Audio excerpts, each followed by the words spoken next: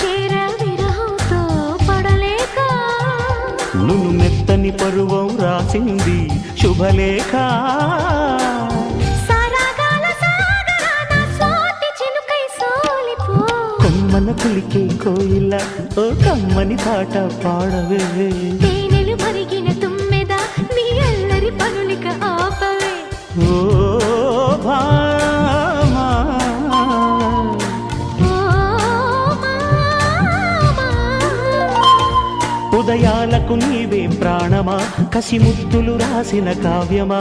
ఎదలో ఎలదాగిన చిత్రమా కనుసైగలు చేసిన ఆత్రమా. వయారాల వీణ నీవై దోచుకున్న అందమా. కమ్మన